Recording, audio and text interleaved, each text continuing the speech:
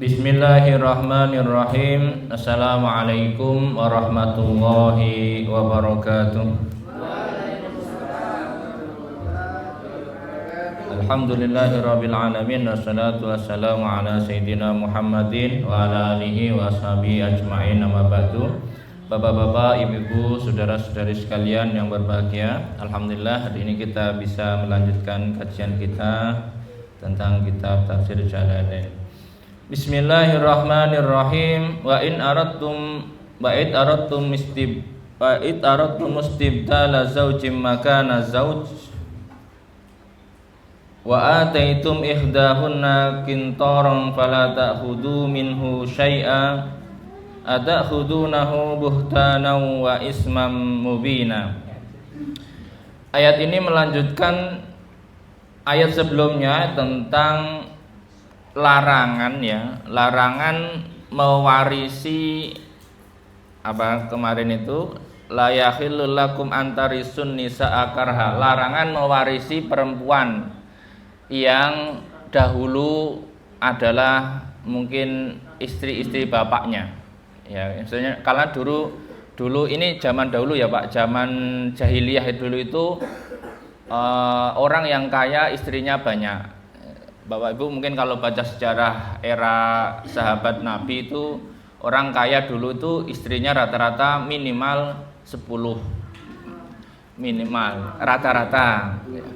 Bisa dibayangkan istri 10 itu nggak mungkin umurnya sama Pak, biasanya berurutan gitu ya. Makanya yang paling baru biasanya itu masih seumur anak-anaknya. Makanya kadang-kadang kenapa kok tega mewarisi ibu tirinya gitu ya, karena dulu ya namanya nikah yang umur 9 tahun, 7 tahun kadang sudah nikah. Nah kadang-kadang baru umur 19 tahun suaminya itu sudah meninggal.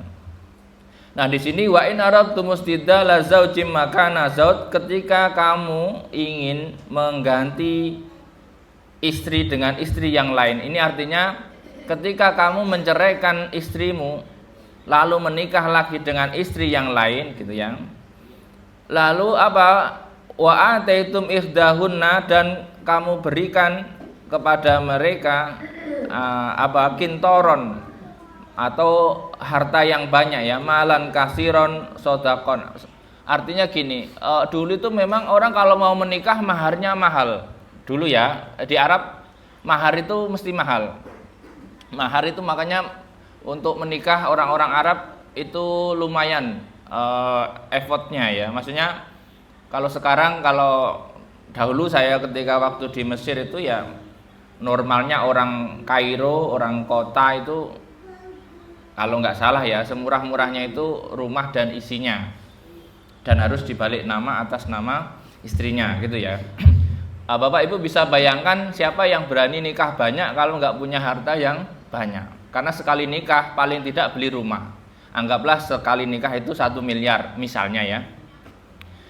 Maka kadang-kadang karena mungkin baru nikah seminggu terus nggak cocok, misalnya nih, naudzubillah ya Pak, kan ada kasus-kasus begitu. Lalu pengen bercerai. Nah karena 1 miliar itu kadang-kadang pengen ngambil kembali Pak. Kalau 10.000 mah tenang Pak, insya Allah ya.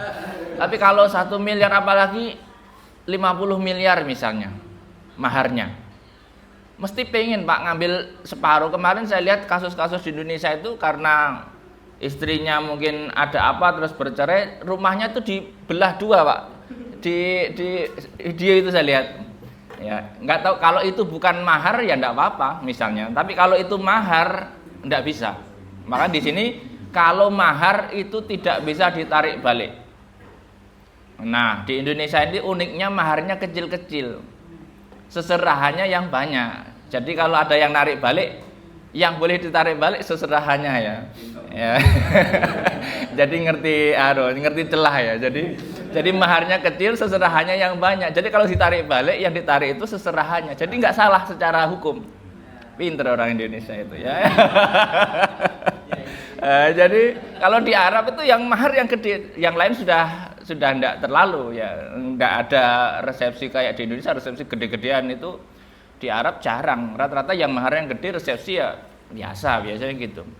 Tapi ya Mungkin nggak tahu kalau sekarang ya. Setahu saya selama saya di sana itu ya resepsi ya biasa kecil-kecil gitu ya. Nggak seperti orang Indonesia. Kalau orang Indonesia kan kadang-kadang biaya mahar sama resepsi itu gedean resepsinya ya. Resepsi bisa beli 2 rumah, maharnya nggak sampai beli mobil misalnya ya. Ya itulah seninya di Indonesia mungkin untuk memudahkan ya. Jadi dulu itu kalau pengen mengganti istri, maka resikonya harus merelakan mahar. Nah, karena ini dalam konteks mahar itu mahal ya. Maksudnya jangan dikira kan mahar murah. Ya, kalau diterapkan di Indonesia ya ini nggak cocok. Ya, sudah maharnya murah terus gonta-ganti istri itu ya nggak baik. Makanya kalau Anda lihat ada orang sering nikah, kalau Anda mau dinikah sebaiknya minta mahar yang mahal. Karena potensinya jangan-jangan cepat bosan orang ini, nanti seminggu nikah lagi kan kacau ya. Fala ta'khudhu minhu syai'a, maka jangan kalian ambil sedikit pun dari mahar itu. Atakhudhunahu buhtanan, apakah kamu akan mengambil mahar itu dulman ya secara dolim, wa isman dan secara berdosa ya, mubinan secara terang-terangan, wa isma mubina dan dosa secara terang-terangan ya. Artinya kalau kamu memang tidak cocok dengan istrimu lalu kamu ceraikan, ya sudah, kamu nggak boleh mengambil mahar itu. Artinya sebenarnya dari konsep ini artinya jangan menikah itu coba-coba.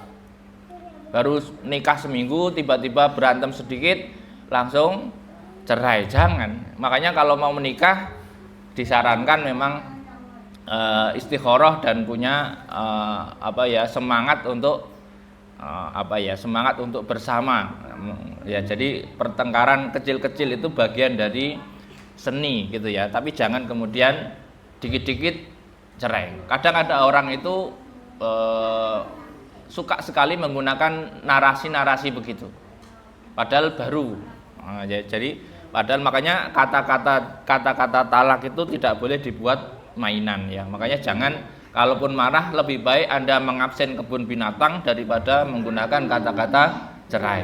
Lebih baik ya. Jadi absen aja kebun binatang, itu lebih baik daripada kata-kata yang cerai. Karena apa? Kata-kata cerai itu dalam kondisi apapun jatuh, Pak. Dalam guyonan jatuh, serius jatuh, marah juga jatuh. Maka repotnya begitu. Karena jatuhnya sampai 3 kali. Itu nanti sudah nggak boleh rujuk lagi kecuali sudah dinikah sama orang lain dan orang lain nanti menceraikan.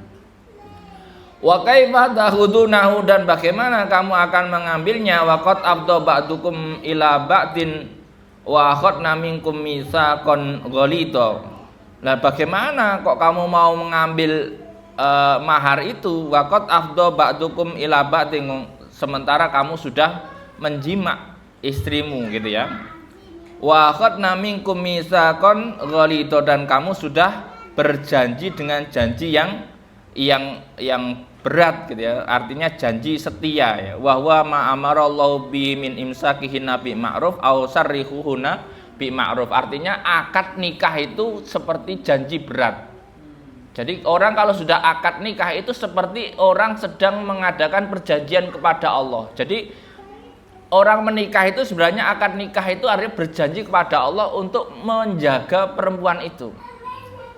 Makanya kalau orang sudah terikat dengan akad nikah, ya imsakuhunna bi ma'ruf aw sarrihuhunna bi ma'ruf. Kalau kamu mengambil penjagaan itu, maka kamu jagalah dengan baik. Tapi kalau nggak mampu, kembalikan dengan baik. Jadi itu perjanjiannya kepada Allah, bukan kepada walinya. Makanya jangan kemudian setelah begitu Anda seenaknya, itu tidak boleh ya. Perintahnya Allah ya begitu. Artinya orang yang sudah menikah lalu sudah menggauli atau mencampuri istrinya, maka maharnya tidak boleh ditarik balik. Tapi kalau belum sempat bercampur lalu bercerai, itu bisa ditarik balik separuh kalau nggak salah. Jadi misalnya ada orang nikah 1 jam kemudian bercerai. Film apa ya kemarin dulu itu. Habis dinikah dicerai, apa ya? Nggak tahu ya. Saya pernah lihat itu. Itu bisa ditarik balik. Tapi nggak tahu kalau 1 jam sudah digauli ya nggak bisa. Pokoknya syaratnya adalah belum bercampur. Artinya belum dijima. Karena kalau sudah dijima, maka mahar itu menjadi hak penuh bagi istrinya, nggak boleh diotak-atik. Kalaupun mau pinjam harus pakai akad pinjam maharnya buat beli beras. Laki-laki harus berhutang kalau soal itu, ya.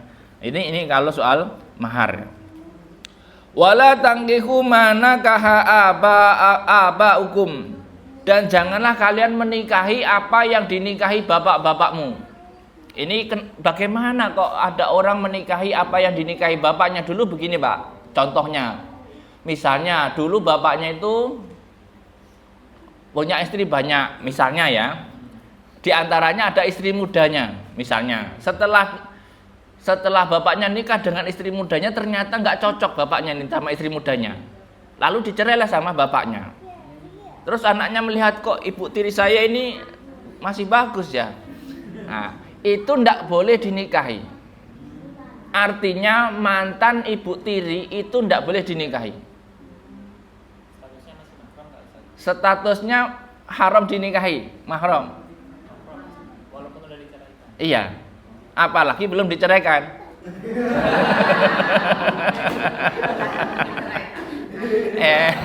Ini di Indonesia itu kadang-kadang banyak kasus-kasus yang unik ya. Nanti itu ini tapi untungnya zaman kita ini kan orang punya istri banyak ini jarang ya. Tapi nggak tahu, takutnya ada orang punya istri banyak tapi nggak tahu anaknya kalau itu istri bapaknya dulu. Itu yang bikin repot nanti. Maksudnya makanya kalau nikah sebaiknya dideklar saja ini dulu istrinya bapakmu, misalnya begitu, lebih aman. Takutnya nanti anaknya pengen menolong janda-janda muda kan repot gitu ya. Ya, itulah ya. Wala tangkihu manakaha abaukum minan nisa illa ma qad salaf, kecuali yang sudah lewat. Artinya kecuali yang sudah lewat itu kecuali ketika ayat ini turun orang itu sudah terlanjur melakukan itu, nggak apa-apa, biarkan saja, nggak harus langsung dicerai. Maksudnya jangan sampai waktu itu ayat ini turun tiba-tiba yang menikahi mantan bapaknya terus diceraikan, nggak boleh juga. Artinya yang lalu biarlah berlalu, tapi mulai hari ini, mulai ayat ini turun, maka jangan melakukan menikahi sesuatu, artinya menikahi seseorang yang dulu pernah dinikahi bapakmu. Karena dulu itu orang nikah itu kadang-kadang masanya pendek Pak. Dulu itu Bapak Ibu bisa bayangkan ya, perjalanan misalnya dari Surabaya ke Jakarta itu seminggu misalnya. Nah di Jakarta karena dia punya kegiatan 1 bulan, kadang-kadang di Jakarta itu nikah Pak. Nah setelah 1 bulan dia mau pulang ke Surabaya, dicerai Pak istrinya. Dulu itu nggak ada catatan pernikahan itu, makanya membingungkan. Nah nanti kalau tiba-tiba anaknya juga kemudian pergi ke Jakarta terus menikah, ternyata nggak tahu kalau itu dulu ibu tirinya. Nah, nanti kan cocok-cocokan, dulu saya pernah nikah dengan bapak ini, loh itu bapakku. Nah repot Pak. Itu dulu Pak. Untungnya sekarang itu nikah itu tercatat, paling enggak itu terekspos di media sosial. Sekarang itu agak bagus lah ya, membantu untuk siapa dulu jejak digitalnya itu kedetek kalau sekarang. Kalau dulu itu saking nikah itu nggak ada catatan, nikah itu kayak ya nggak karuan Pak. Anda bisa bayangkan kalau nikah nggak tercatat Pak, hari ini bisa jadi dia dicerai sama suaminya, nggak tahu. Jadi kayak pasar bebas saja gitu jadi. Kacau Pak, ribetnya Masya Allah dulu itu. Makanya Al-Quran ini hadir ya menjawab itu, masalah-masalah itu, supaya apa? Nggak rancu Pak, silsilah itu. Silsilah itu rancu. Sekarang saja silsilah yang sudah gede-gede itu rata-rata sudah rancu. Tapi halal, tapi kadang-kadang muter gitu ya. Muter itu bingung manggilnya, ini manggil K atau manggil D, dari sini kakak, dari sini adik, kadang-kadang begitu ya, dari sini mbah, dari sini apa misalkan gitu ya. Jadi memang kadang-kadang, tapi itu nggak apa-apa, yang penting tidak dilarang gitu ya. Kadang keluarga besar rata-rata bulet ininya, silsilahnya ya, tapi tidak apa-apa, seni itu ya. Wala tankihu manakaha abaukum minan nisa illa ma qad salaf innahu kana fahisyatan wa maqta wa sa'a sabila. Sesungguhnya itu adalah fahisyah. Al-Qur'an ketika mengatakan fahisyah artinya itu dosa besar. Wa maqta wa sa'a sabila, ya, artinya seperti ini dosa besar. Jangan menikahi mantan ibu tiri. Ya, mantan ibu tiri, maka hukumnya adalah dosa besar, ya. Artinya status ibu dari pernikahan bapaknya, maka itu tidak boleh dinikahi, ya. Termasuk kemarin ada menantu menikahi mantan mertuanya, tidak boleh itu. Tidak ada mantan mertua. Nah, ya, jadi kemarin beberapa waktu yang lalu kan ada kasus di Indonesia itu, menantunya suka sama mertuanya, akhirnya cerai sama anaknya, terus menikahi mantan mertuanya, itu tidak boleh. Cuman nggak ada yang ngomong karena nggak tahu, ya sudahlah, ya. Tapi nggak boleh, jangan ditiru. Makanya kalau bapak ibu, bapak saudara-saudari nanti menikah, pastikan Anda menyukai anaknya. Hati-hati kalau sampai nyasar suka sama mertuanya, ya, tolong dikondisikan, ya. Nah, ini soal pernikahan, ya. Ini penting buat saudara-saudara yang mau menikah, ya. Hurimat alaikum ummahatukum. Ini penting sekali untuk diingat-ingat, ya. Hurimat, diharamkan bagi kalian. Siapa yang diharamkan? Yang pertama ummahatukum, ibu-ibumu. Nah, termasuk nenek-neneknya. Artinya di sini adalah yang dimaksud ibu, ya ibunya ibumu, ibunya bapakmu, ya ibumu. Artinya ibu. Jadi jangan, karena yang dilarangkan ibu itu ada nenek saya masih, jangan, haram juga.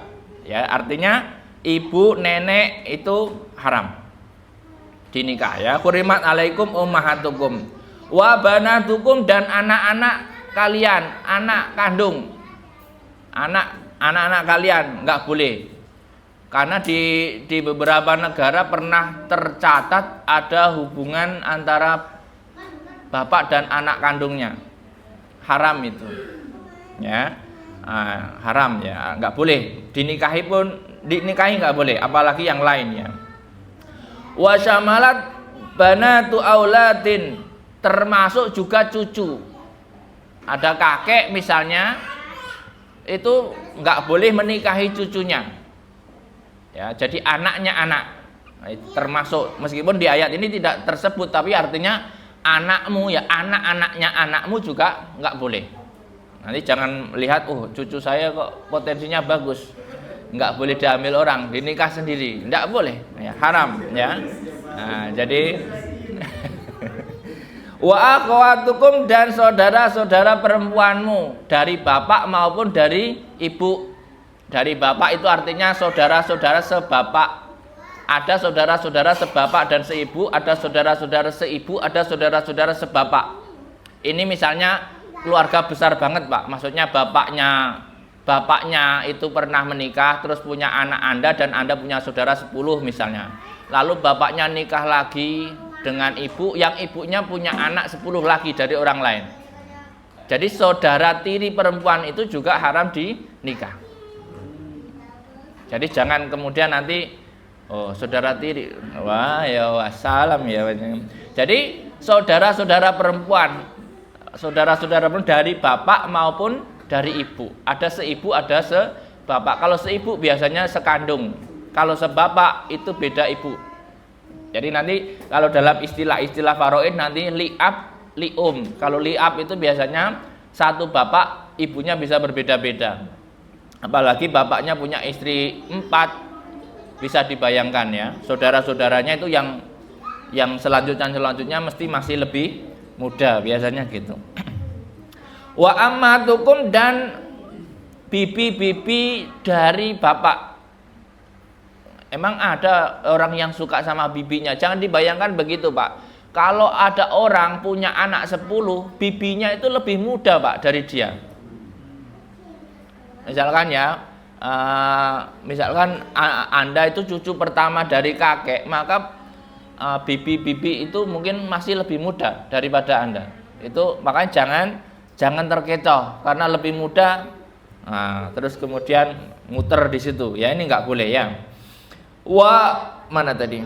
Wa khalatukum, dan bibi-bibi dari ibu. Jadi kalau ammah itu bibi dari bapak, kalau kholah itu bibi dari ibu. Saudara-saudara ibu yang perempuan itu nggak boleh dinikah ya. Termasuk juga nenek dari ibu. Ya nggak boleh. Wa banatul akhi, dan anaknya saudara laki-lakimu, ponakan. Keponakan, kadang-kadang keponakan dari saudara laki-laki. Misalnya ada orang dia itu anak ke-10, terus punya ponakan sepantaran, kok cantik gitu misalnya. Ya nggak boleh ya, nggak boleh, digarisbawahi, tidak boleh. Keponakan itu tidak boleh ya.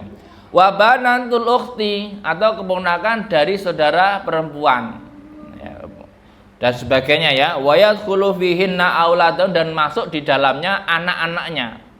Pokoknya seturunnya itu tidak boleh. Misalkan tadi pamannya nggak boleh, anak paman nggak boleh, cucunya paman itu nggak boleh. Ya pokoknya gitu ya.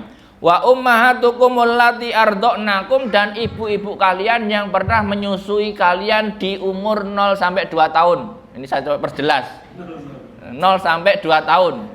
Tolong pastikan itu. Kadang ada yang bandel. Ya bagaimana kalau nyusunya sudah gede? Enggak ngaruh kalau gede. Itu hukuman yang lain kalau itu ya. Jadi artinya menyusui itu artinya memberikan ASI. Ya, jangan yang lain. Terserah pikirannya diatur ya. Jadi makanya harus dipastikan kalau punya anak-anak kecil terus diberi ASI sama orang lain, harus dipastikan siapa itu. Yang berbahaya seperti donor ASI di era modern ini, nggak ketahuan ASInya siapa. Maka lebih baik minum air susu sapi, lebih berat, dan itu tidak menjadi rodoah ya, sesama peminum air susu sapi, enggak sesusu ibuan sapi enggak ya. Tapi kalau Anda memberikan air susu ASI kepada anak kecil yang lain, resikonya anak itu menjadi saudara. Takutnya nanti gedenya suka sama suka, bahaya. Maka sebaiknya jangan begitu. Takutnya namanya orang kadang itu nggak tahu, dulu pernah kejadian sudah seneng sama seneng, ternyata ditelusur pernah disusui waktu bayi. Itu susah Pak ngobatinya orang sedang jatuh cinta itu. Berat Pak. Mending makanya lebih baik kita jangan seperti itu. Karena dulu kenapa sih kok terjadi rodoah? Karena dulu itu ada juru ASI. Makanya kalau Anda lihat zaman dulu itu belum ada susu formula Pak. Jadi kadang-kadang orang-orang kaya itu mempekerjakan orang lain memberikan ASI. Kalau sekarang ya susu formula lah, ya kayak begitu. Kalau sekarang lebih aman. Kalau dulu kenapa ya? Karena jadi sepersusuan itu jadi banyak, karena susu ASI itu memberikan jasa itu ya sepanjang dia mampu. Bukan hanya dia, makanya nanti ada saudara sepersusuan, itu yang bikin ribet kalau sekarang ya. Makanya sebaiknya hati-hati dalam donor ASI, jangan sembarangan, takutnya nanti seperti itu. Kemudian wa banatul akhi wa banatul ukhti wa ummahatukum allati ardhanakum wa akhwatukum minar radhaah. Ibunya susu persepersusuan tadi nggak boleh Anda nikah. Saudara-saudara yang sama-sama menyusu ASI itu juga nggak boleh Anda nikah ya. Wa ummahatun nisaikum, dan ibunya istri-istrimu, mertua. Ya, mertua dan mantan mertua tetap nggak boleh. Ya, kecuali nggak sempat digauli tadi istrinya ya, dan sebagainya. Kalau istrinya belum sempat digauli, mungkin mertuanya masih boleh. Tapi kalau sudah digauli, ya kayak tadi, kayak posisi nanti kayak posisi anak tiri ya. Wa rabaibukum alladzi fi hujurikum, dan anak-anak tirimu. Anak tiri, misalnya ada orang menikahi seorang perempuan yang sudah punya anak. Nah, maka anak-anak tiri itu tidak bisa dinikahi meskipun nanti ibunya sudah cerai atau sudah meninggal. Ya, jadi anak tiri itu hukumnya menjadi ya mahram ya. Min nisaikum, dari istri-istri kalian, allati dakhaltum bihinna, yang kamu jima ibunya, artinya yang sudah kamu jima. Kalau belum terjima ya masih berpotensi mungkin boleh dinikah. Artinya baru mau menikah, baru nikahin janda anak 10 misalkan, lo kok tahu anaknya cakep, nggak jadi nikah sama ibunya, baru sehari belum sempat kesentuh dicerai, nggak jadi, aku nikah sama anakmu saja misalnya, itu masih mungkin ya. Tapi kalau sudah ibunya sudah dijima, anaknya otomatis haram gitu ya. Ini memang harus pakai rumus ini ya. Fa illam takunu dakhaltum, kalau kamu belum sempat menjima bihina terhadap mereka, fala junaha alaikum, maka tidak ada dosa atas kalian. Artinya boleh, asalkan ibunya tadi belum ke jima. Ya gitu ya. Wa halailu abnaikum, dan istri-istri anak-anakmu, menantu. Artinya menantu dan mantan menantu. Tadi ya, mertua dan mantan mertua tidak boleh dinikah. Nah, ini kadang-kadang orang Indonesia seenaknya saja itu ya, ngawur itu bikin. Alladzina min aslabikum, yang mana menantu ya dari anak-anak dari tulang punggungmu, artinya ya anak-anak aslimu lah gitu ya. Wa antajma'u bainal ukhtain, dan tidak boleh mengumpulkan dua saudara perempuan. Misalkan ada dua orang kembar, Anda nikah sekalian, tidak boleh. Mentang-mentang sekalian ya, wah, enggak boleh ya. Lalu bagaimana kemarin ada kejadian orang kembar siam nempel, tapi ininya satu, badannya satu, kepalanya dua. Nah, kalau itu saya belum tahu jawabannya ya. Itu ukhtain tapi barangnya satu. Tapi kemarin kejadian suaminya dua. Ini malah kacau balau nanti. Ya harusnya satu saja suaminya. Kalau itu berarti ukhtain tapi satu, karena ya satu tubuhnya. Kalau dia sampai punya suami dua, kacau itu ya, nggak jelas nanti ya. Ini yang normal dulu ya. Kalau yang tidak normal nanti kita carikan argumentasinya. Jadi enggak boleh mengumpulkan dua saudara, kakak dan adiknya dinikah sekalian, enggak boleh. Yang boleh bagaimana? Yang boleh itu turun ranjang. Turun ranjang. Kakaknya yang sudah ada nikah wafat, terus adiknya kok kelihatannya siap menggantikan kakaknya, boleh. Turun ranjang boleh. Kalau istilah di Indonesia turun ranjang kalau nggak salah ya. Turun ranjang artinya setelah kakaknya adiknya, boleh. Tapi kalau bareng kakak adiknya sekalian pada waktu yang sama, tidak boleh. Gitu ya. Wa antasma'u bainal ukhtain illa ma qad salaf, kecuali yang masa lalu, kecuali sebelum ayat ini turun, yaitu tidak apa-apa. Karena dulu tuh sempat dinikah sekalian kakaknya. Kadang kalau kakaknya 3 dinikah sekalian. Jadi gitu ya, diborong misalnya. Sekarang tidak boleh. Innallaha kana ghafurur rahim, sesungguhnya Allah zat yang maha mengampuni apa yang sudah lewat ya. Rahiman sekalian maha welas asih terhadap kalian ya. Minasa audra sebagainya, wa yalhaq bihima bisunatil jama baina wa baina amatiya, atau Anda menikahin perempuan sekaligus pama bibinya, enggak boleh juga. Misalnya kamu mau menikahi perempuan sekaligus bibinya perempuan itu, enggak boleh juga. Meskipun kan waktu itu dia belum menjadi bibinya istri saya, kan saya belum nikah. Enggak boleh. Jadi pokoknya ya enggak boleh rakus lah. Pokoknya satu-satu aja. Ya saya kira yang mudah-mudah saja ya. Atau bisa jadi anak itu Anda nikahi sekaligus mantan ibu tirinya misalnya. Pokoknya ribet lah ya kalau banyak-banyak. Udah satu aja lah. Wal muhsanatu minan nisa, dan orang-orang yang sudah punya suami itu haram Anda nikahi. Tolong kondisikan. Orang-orang perempuan yang sudah punya suami itu haram Anda nikahi. Tapi kalau sudah cerai ya boleh, tapi kalau masih jangan coba-coba. Ya, jangan menggoda. Ya, makanya lebih bagus bener itu pakai tulisan itu.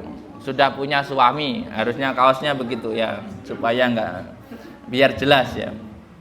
Wal muhsanatu minan nisa illa ma malaikat aimanukum, kecuali yang kamu miliki dari budak-budak. Artinya budak-budak perempuan itu boleh Anda nikahi, tapi budak perempuan yang sudah punya suami juga tidak boleh Anda nikahi. Ya, gitu ya lah. Kitaballahi alaikum, itulah ketentuan Allah atas kalian. Wa ukhilla lakum ma wara'a dzalikum, dan dihalalkan bagi kalian selain itu. Artinya sebenarnya yang haram itu sedikit, Pak. Yang haram dinikahi. Masih banyak. Perempuan itu masih banyak di dunia ini. Makanya segera Bapak-bapak, masih banyak stok, banyak sekali. Nah, tinggal ketemu titik temunya itu gimana gitu doang sih. Yang sebenarnya masih banyak. Kalau belum ketemu, ikut program ketemu jodoh itu Pak, yang di mana itu ya. Dzalikum antabtagu bi amwalikum. Mana tadi? Dzalikum ya, dzalikum siwa ma harrama alaikum minan nisa antabtagu ay tadlubun nisa bi amwalikum, dengan mahar-mahar kalian ya. Muhsinina ghairu musafihin, artinya kalau kamu menikahlah dengan memberikan mahar.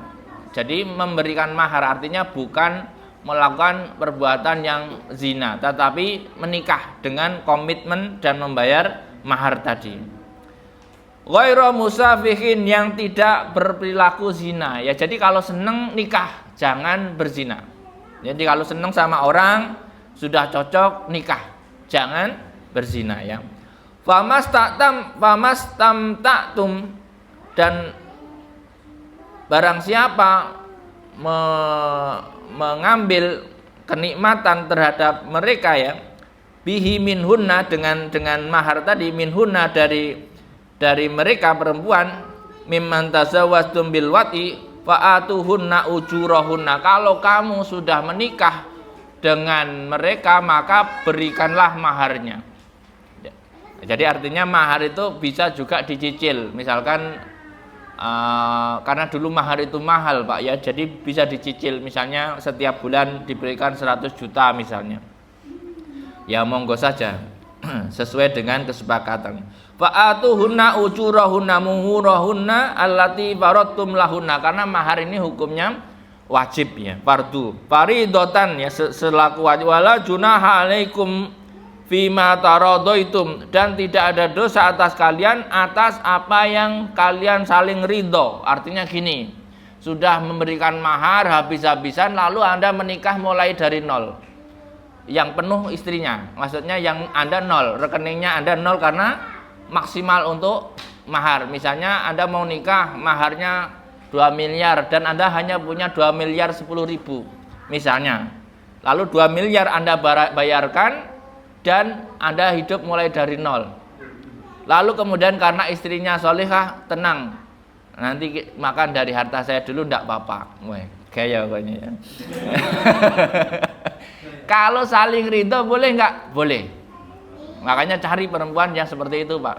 Nggak usah takut, aku punya duit, pakai duit saya dulu ndak apa-apa. Nah itu bagus. Kalau ada perempuan yang seperti itu, ya udahlah kita cari duit bareng-bareng, kita makan bareng-bareng. Ya bagus. Nah, yang penting bapaknya jangan nakal, nanti kerjaan udah punya duit nyari lagi. Kacau ya, nggak sadar diri gitu ya. Kira-kira begitu ya. asalkan saling ridho, tidak apa-apa. Misalnya nggak punya duit, sisanya tinggal mahar istrinya. Kalau istrinya ridho, masih ada duit, tenang saja, pakai saja dulu. Nah, nggak apa-apa, boleh. Bihi mim ba'dil faridah, setelah yang fardu ditunaikan ya. Innallaha kana aliman hakima, sesungguhnya Allah Maha mengetahui terhadap makhluknya dan Maha bijaksana terhadap afima duburahul lahum, apa yang terkait dengan di belakangnya. Artinya asalkan dalam hubungan pernikahan itu saling ridho, Allah itu senang. Intinya dalam pernikahan itu saling ridho, Pak. Makanya kalau ada istri ridho dengan penghasilan suami yang banyak, itu Allah senang, Pak.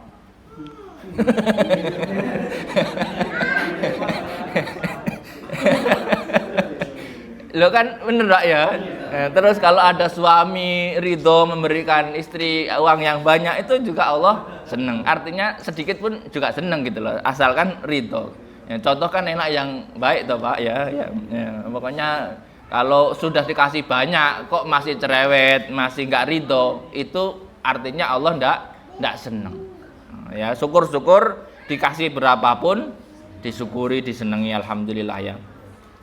Waman lam yastati minkum, dan barang siapa di antara kalian tidak sanggup taulan untuk melakukan pernikahan ya. Wama lam yastati minkum taulan ayyangkihul muhsanat al mukminat, barang siapa tidak mampu membiayai pernikahan dengan orang-orang merdeka atas mahar yang luar biasa gitu ya, maka solusinya bagaimana? Famimma malakat aimanukum, ya sudah dari budak-budak perempuanmu.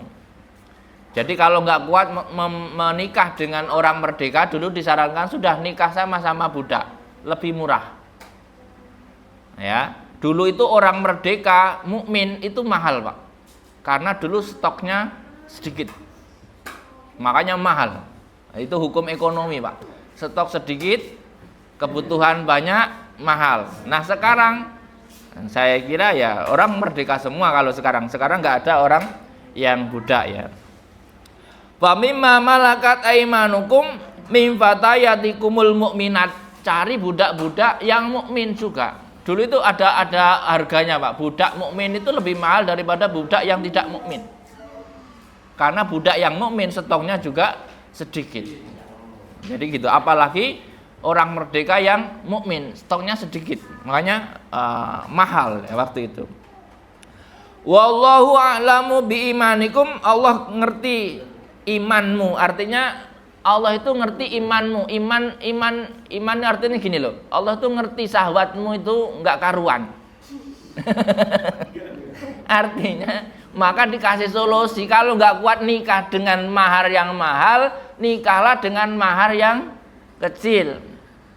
Lah siapa yang mau mahar kecil, ya kamu cari siapa yang mau. Kalau bahasa sekarangnya, kalau kamu nggak mampu menikahi artis, nikahi saja orang-orang yang bukan artis, lebih kecil maharnya. Artinya nikahlah sesuai dengan kemampuan kamu memberikan mahar itu. Jangan memaksakan idealis, pokoknya saya harus punya istri hidungnya mancung 35 derajat misalnya. Nah, itu kan memaksakan idealis, ya berat. Makanya kenapa orang-orang itu kadang-kadang nggak mudah ketemu, karena idealisnya terlalu tinggi, kemampuannya rendah. ini enggak maksudnya kalau misalkan kok susah ketemu ya karena barangkali kita sedang idealis. Maka coba losin aja idealisnya. Oh terserah, yang penting perempuan, insya Allah cepet. Tapi nggak gitu-gitu amat ya. Kalau punya modal ya paling tidak disesuaikan dengan modalnya. Karena ada ongkos perawatan, ada ongkos macam-macam kan. Ya bismillah ya. Nah, tapi kalau ada yang modalin dulu investor ya enggak apa-apa. Ya. Kadang-kadang butuh investor untuk memulai jadi namanya juga usaha kan gitu ya. Ya jadi Mana tadi? Muhsanatin mana wa atuhunna. Pamimma malakat aymanukum min fatayatikumul wallahu a'lamu bi imanikum. Faktafu bidhahiriha wa kulu syara'ir ilaihi fa innahu alimum. Artinya gini, kamu enggak usah nyari yang ya Allah, saya nyari itu yang solihah, yang terlalu ribet kata Allah. Udahlah pokoknya kamu lihat saja fisiknya. Kamu itu kalau nyari yang solihah benar-benar belum tentu tahu. Yang tahu itu hanya Allah. Artinya kalau mau menikah jangan terlalu ngukur yang idealis. Apa 4 itu hartawan, cantik, terus nasabnya bagus. Satu lagi apa ya? Pintar. Linasa biha wali, agamanya bagus. Nah, jadi paling mudah kalau menurut ayat ini paling mudah apa? Kamu lihat fisiknya. Kalau kamu senang sudah berangkat. Soalnya yang bikin Anda tenang itu fisiknya. Nah, terserah kalau kamu yang bikin tenang kelakuannya, cari kelakuannya. Tapi yakin nanti kalau kelakuannya bagus, fisiknya nggak bagus, antum nanti malah nyari lagi kan bahaya ya. Ya jadi karena laki-laki itu kan makhluk visual. Makanya kalau ya Allah Maha tahu lah kira-kira alah gayamu kan gitu. Jadi artinya ya mungkin paling tidak itu kamu senang secara fisik. Syukur-syukur nanti plus akhlaknya bagus, agamanya bagus, nasabnya bagus, hartanya bagus. Itu ya bonus lah kira-kira begitu. Ba'dukum min ba'd. Ya. Antum bahunna sawaun fiddin fala tastangkifu min nikahin. Jadi sebenarnya soal agama itu bisa dimulai. Setiap orang yang punya niat baik itu saling belajar bisa. Nah, tapi kalau fisik itu nggak bisa diubah-ubah. Ya, misalnya hidungnya pesek, jangan diubah jadi mancung, malah nggak boleh kan gitu kira. Makanya pastikan Anda sudah senang secara fisik. Nanti setelah itu yang lain dibenerin. Kira-kira yang lain itu bisa dibenerin. Tapi kalau fisik hanya bisa dipoles dikit kan. Kalau diubah malah bingung nanti ya. Fankihuhunna biidni ahliina, dan nikahilah mereka atas izin ahlinya atau walinya. Maka di sini kalau sebagian besar ulama mengatakan wajib ada izin wali dalam menikahi. Izin ya, izin itu enggak harus walinya ada di tempat, yang penting mengizini boleh ya. Wa atuhunna ujurahunna, dan berikan maharnya bil ma'ruf, sesuai dengan ketentuan yang berlaku di sekitarnya. Artinya bil ma'ruf itu umumnya mahar di situ berapa? Nah, makanya kalau mahar di daerah Pulau Jawa umumnya segini, ikuti pola umumnya. Kalau di Arab begini, kalau di Makassar begini, kalau di Sumatera begini, yaitu umumnya harus diikuti dengan pola itu. Maka silahkan ikuti pola tempatnya. Ma'ruf itu umumnya ya. Muhsanatin ghairu musafihat, yang carilah calon-calon istri itu yang muhsanat, yang menjaga diri, yang tidak memelacurkan diri. Memang perintahnya cari yang paling tidak itu cantik dan tidak memelacurkan diri. Minimal begitulah ya. Zaniyati jahron wala muttakhidati ahdan, dan juga tidak yang sembunyi-sembunyi, yang suka berbuat buruk sembunyi, yang terang-terangan jangan, yang sembunyi jangan. Makanya perlu juga cari info. Jangan-jangan punya simpenan. Jangan-jangan Anda nggak disenangi. Jangan dipaksa. Kalau dia senang sama orang lain, nanti ujung-ujungnya malah lebih panjang urusannya. Maka pastikan dulu kalau mau menikah, tanya kamu apakah masih ada ikatan dengan pihak eksternal atau tidak. Ya, pastikan sudah benar-benar tidak terikat. Takutnya ya begitu ya. Fa in uhsinna, fa idza uhsinna, ketika mereka terjaga ya, ahsanna tazawwajna wa yughrina nisfas sanah wa yuqasu alainal abid dan sebagainya. Fa in ahsanna mana? Fa in ataina bi fahisyah fa alaina nisfu ma'alal muhsanat. Artinya gini. Kalau Anda menikahi budak misalnya ya, budak perempuan, lalu budak itu ternyata dia berzina dengan orang lain tentunya, maka hukuman budak itu separuh dari hukuman orang merdeka. Jadi ini dulu ya, jadi kan dulu gimana ya kasus budak itu kan punya tuan. Nah ternyata dia berzina dengan orang lain, maka itu hukumannya separuh dari hukumannya orang merdeka. Orang merdeka disabet, dicambuk 100 kali, kalau budak itu 50 kali. Jadi budak itu separuh. Nah auratnya budak itu juga separuhnya auratnya orang merdeka. Jadi auratnya budak perempuan itu seperti auratnya laki-laki. Nah kalau ada sekarang orang pakai auratnya budak, tidak tahu lah ya. Nah, orang sekarang kan perempuan suka aurat yang seperti laki-laki. Itu padahal dalam dulu itu auratnya budak perempuan. Jadi hanya cukup menutup ma baina surah wa rukbah. Celana pendekan saja itu kalau budak tidak masalah dulu. Sekarang sudah nggak ada budak. Wa in hadaina mana tadi? Wala mutakhidati atan. Wa alaina nisfu ma alal muhsanat ya. Minal adabi dari adab, dari tadi ya, dari had, jilid dan sebagainya. Artinya khamsin ya, 50 cambuk. Dzalika liman khasyal anata, itulah bagi orang-orang yang takut terhadap al-anah azani wa asluhu al-masyaqqah sumya bi azani li'annahu sababa bil had ya. Dan itulah bagi orang-orang yang takut terhadap perzinahannya. Minkum dari kalian min fatayatikumul mu'minat, dari orang-orang muda perempuan ya yang beriman ya. Al kafirat wala yakhilu lahu nikaha walau adam wa khab.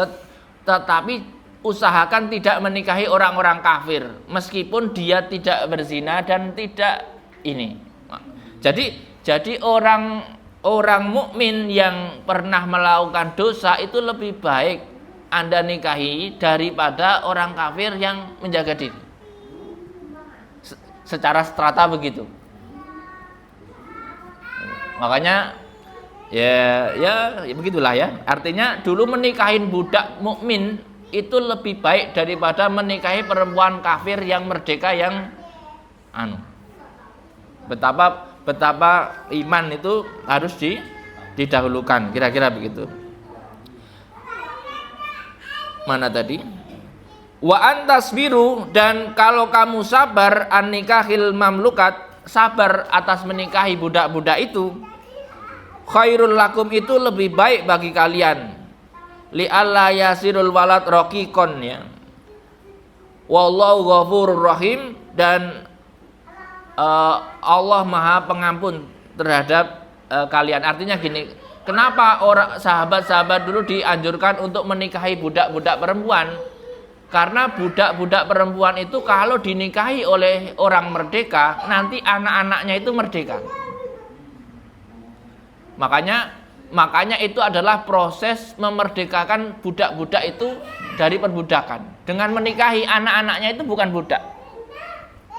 Tapi kalau budak dinikahi oleh budak, maka dia melahirkan budak.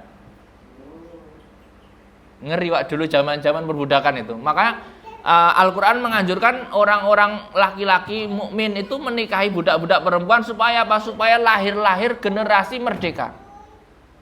Karena kalau budak statusnya itu susah Pak. Sekarang saja bukan budak, tapi kalau ada kasta-kasta itu susah Pak. Kasta misalnya kasta paling rendah itu nggak bisa ngapa-ngapain misalnya. Untung di Indonesia ini nggak ada.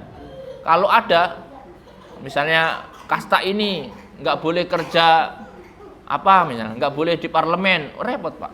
Dulu sempat di Indonesia itu ada kasta tanda kutip ya, tidak boleh menjadi pejabat orang yang begini. Itu sudah nggak bisa bergerak di mana-mana. Nggak tahu sampai sekarang atau tidak ya.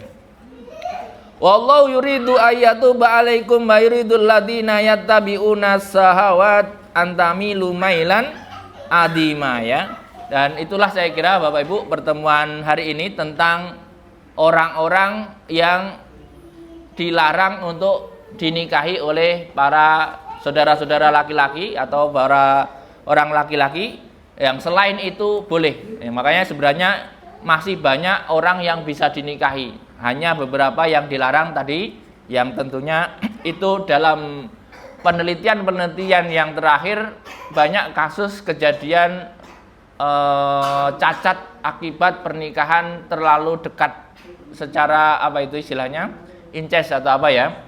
Itu kan itu sebenarnya Al-Qur'an sudah menjembatani agar tidak terjadi cacat di dalam keturunan-keturunan yang selanjutnya akibat terlalu dekatnya apa istilahnya ya, genetiknya atau apanya ya, apa darahnya ya. Makanya sebenarnya ada hikmah-hikmah yang luar biasa kita disuruh menikah dengan yang agak jauh supaya keluarganya tambah banyak. Jangan muter-muter di situ terus ya, kasihan nanti yang lain nggak kebagian ini ya.